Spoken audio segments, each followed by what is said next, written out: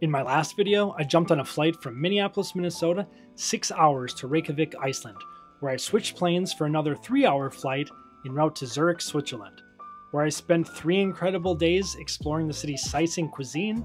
But in today's video, it's time to take off and head south to Lake Como, Italy for a few days.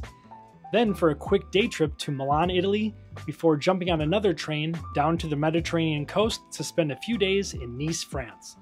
And one of my new favorite spots, Monte Carlo, Monaco. If you're looking forward to my Tesla road trip through Spain, that will be in my next 2 travel videos, as I jump on a flight from Nice, France to Barcelona, Spain, where I pick up a Tesla Model 3 and head out on part 1 of a 700-mile road trip down the Mediterranean coast, all the way to Marbella, Spain, navigating the Spanish supercharger network. Then to close out my 3-week trip, I jump on another flight to Rome, Italy, and then back to Zurich for a few more days where I visit the FIFA Soccer Museum before heading home. In today's video though, I explore Lake Como, nestled in the Italian mountains, Milan, and Monaco. So join me on my adventure, and if you enjoyed today's video, please like, subscribe, and leave a comment after the video.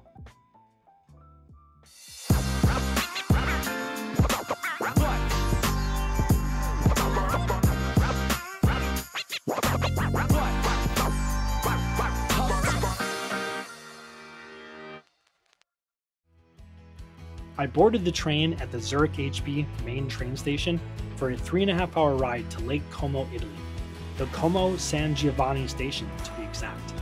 I booked through Rail Europe and did pay a bit extra for first class, which cost $138 and did include some snacks, refreshments, but more importantly, peace and quiet.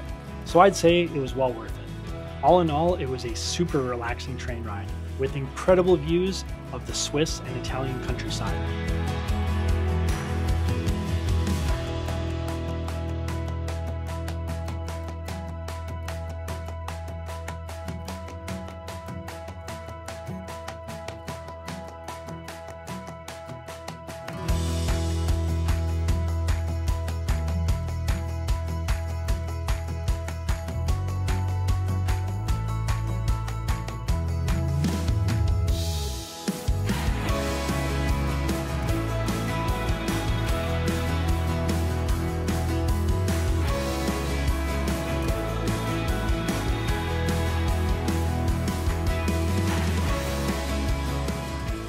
Alright, so I finally made it to Lake Como.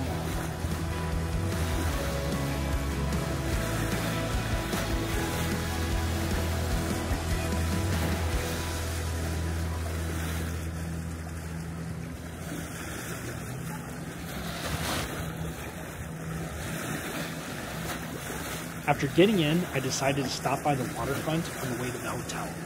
The weather wasn't great, but was told that morning Lake Como had one of the worst storms in recent times hit the area. There were trees down and lots of gloomy skies, but that didn't get me down.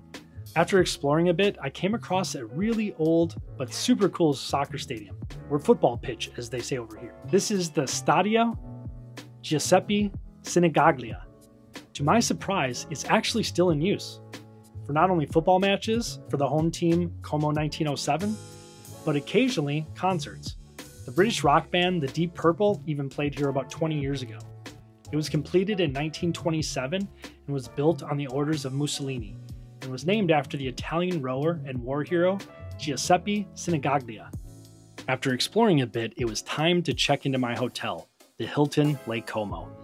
This was a beautiful hotel located just a block or so from Lake Como, with incredible rooftop views of the lake, and only a 10-minute walk from the heart of Como, Italy, where all the shops and restaurants are. Fun fact is Como, Italy has a long history as the world's premier silk producer, and this hotel used to be a luxury silk factory, which was active into the late 1990s. The Hilton was then built in 2017, but maintained the industrial design, window shapes, and red bricks as a nod to the building's history.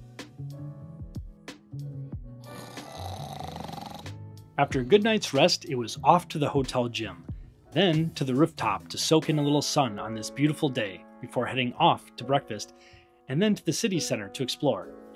Como is filled with its rich history and architecture dating back thousands of years, but even Como can't escape American capitalism. All jokes aside, it's nice knowing the comforts of home are never far away, although the cuisine in Italy is always one of the world's best. Next, I plan to head out on a boat ride around Lake Como to Bellagio. Yeah, not that one, the one in Italy. But those plans ran into a snag, which I'll get into shortly, so I boarded a bus and headed north about 45 minutes to Argegno, Italy. All right, so I ended up taking a bus toward Monaco, which is across from Bellagio, Italy, and I ended up taking the bus because it was sold out to take the boat or the ferry, and I was going to do that earlier from Como, but ended up deciding, okay, I'll take a bus, which is like a 30-minute ride up to, I think, Argeno, and then I pre-bought a ferry one-way from here back to Como. So I was like, okay, well, I'll still get on the water, still get that experience. There's also then a strike that they said was starting around 4:35, and I was like, oh, it's okay, I'll be back by then. But then ended up not working out. They decided to go on strike at 1 p.m. It is now 2:12, so I just got off the bus here, and now I got to figure out how to get back. I have no idea, actually. So I'm not even sure what to do there. But how can you really complain when you have this view?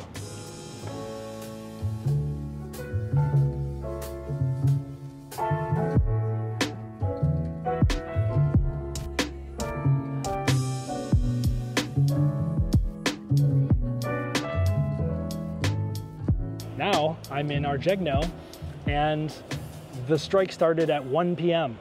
I have no way to get back. So it looks like it might end up being like a 50 or 60 euro, probably like a $70 cab back. We'll have to see. Hopefully not that much, but I know Uber was like, I looked at Uber because all they have is Uber Black here. That was like 90 bucks, something like that. So I don't know, we're gonna walk around for a little bit, maybe see if I can get a bus back. After waiting for the bus for over an hour, this is the perfect image of how I felt, as I was just told by some locals that the bus drivers also went on strike. So in the meantime, I decided to walk around a bit and grab some small local desserts. I had a dinner at the hotel rooftop restaurant that evening planned, so didn't want to ruin my appetite. I then headed back on the 5:30 p.m. bus to the hotel, where I showered and headed to the rooftop restaurant called Terrazza 241, where I watched some interesting drinks being made along with having a fantastic dinner. And so that about wraps up a couple nights in Lake Como, Italy. The next morning I had an early 8 a.m. train for a short 30-minute ride to Milan, Italy, where I had a couple hours before jumping on my next train to the south of France. So I figured I'd take advantage of that and walk around Milan for a bit. I had been here once before in 2009, but hardly remember it. I found this luggage storage place that I could store my backpack and carry-on while I explored the city, which was super convenient, and the cost was only about $5. All right, so yeah, I'm gonna run to the Duomo Cathedral area, check those out real quick, and then hurry up and head back to the train station. Only got an hour. Then we're off to Nice, France, and the Monte Carlo, Monaco area. So, yep, gotta hurry. Yeah, those things are so tiny. Like a little golf cart.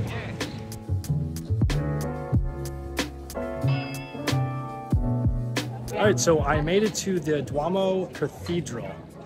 Pretty amazing.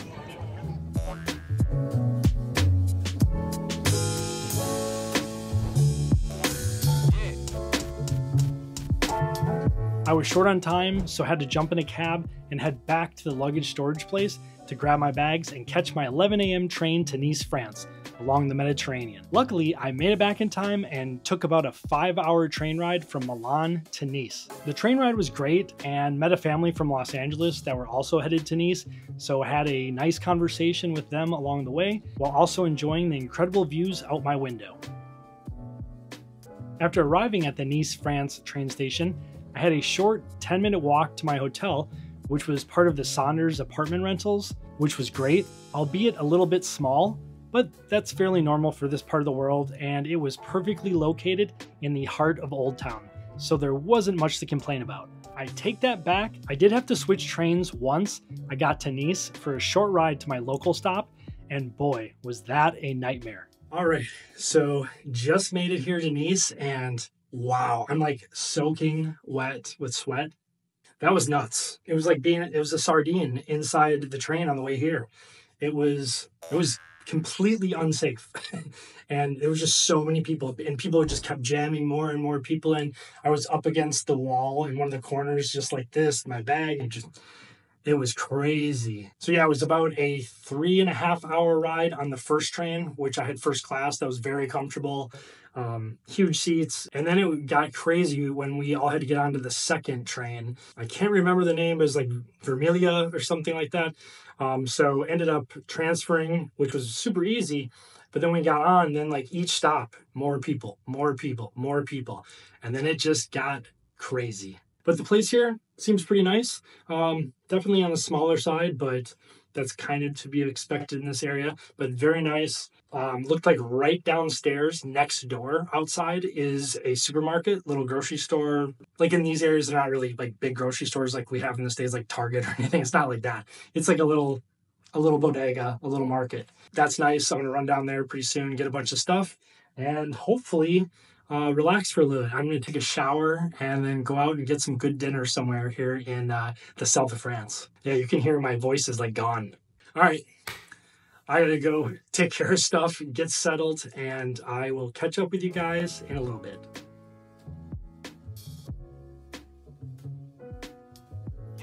All right, so just got some pizza from a local place, just about 5 minutes away. Oh, now that's what I'm talking about. That's what I'm looking forward to. All right, so this is the name of the pizza place. Delizzi. Oh, man, that is the best pizza I've ever had, and I'm not even kidding. So when they ask you, what's the best pizza, New York, Chicago, or West Coast? None of them. It's not even Italy. It's France. And on that note, I am so tired right now. I'm just gonna jump in the shower and go to bed. It's only like 7:30 or 8 o'clock. But then I got 2 more nights. Like tomorrow I'm gonna be out in Monaco, Monte Carlo, and then back around here on Sunday, just around Nice. Plenty of time, plenty of things to do, but can't do them when you're like just like a zombie. So I will see you guys in the morning. All right, so got to the train station. It's about 3:30 or so on Saturday, and I'm gonna take the train from here in Niceville down to Monaco, to Monte Carlo. Check out the casino, a few other places like the F1 track. I imagine they're probably already building that again for the year since the race is next month. So let's check all that out, and I'll see you guys in Monaco.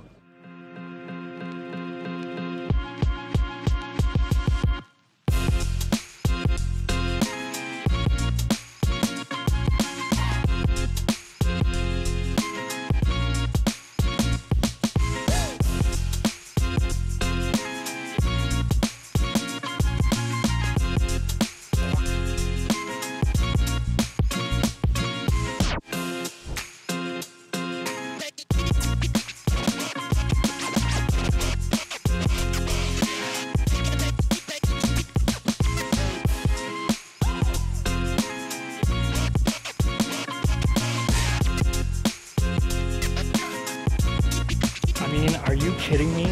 Look at this thing. These are the biggest boats I've ever seen in my entire life. And just look at Monaco. It's just crazy.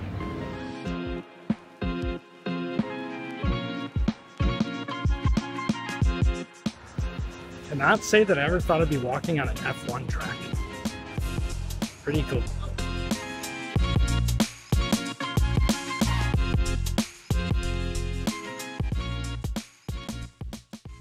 The next day, I took a stroll through Old Town Nice to check out some of the restaurants, and then headed down by the beach to walk along the boardwalk on this beautiful day, where I came across a car show which showcased a special vehicle with some style that brought me back in time. Not sure this boardwalk has enough room to get up to 88 though. Alright, so I think that was a little Cybertruck inspiration. Come all the way to Nice, France, see a car and bike show, and run into a DeLorean. Yeah, I say, hey, oh, today's gonna be my day, oh. Yeah, I say, hey, oh, today's gonna be my day. Everybody loves the sun. Alright, Time to get some gelato at Finacchio's. Everybody loves the sunshine. Everybody loves the sun. It don't matter where you're going. It don't matter where you're from. 'Cause everybody loves, everybody loves. Everybody loves the sunshine. In the morning, have an early 7 a.m. flight from Nice, France here to Barcelona. And once I get there, I am picking up the Tesla Model 3. And I'll be in Barcelona for a couple days, then heading down toward Valencia, Spain, along the coast, and then all the way down to Marbella. Right now, I'm gonna eat some dinner, get everything kind of packed up, and then I'm headed to the airport at probably about 5 a.m. And I could take the train for about $4-5 US, but at that hour, there is one, but I don't feel like tugging my bag and everything up there at 5 in the morning. So I think I'm just gonna try to take an Uber. It looked like it was only about $18-20, somewhere around there. So I'm gonna try to do that in the morning and then head on out to Barcelona, Spain.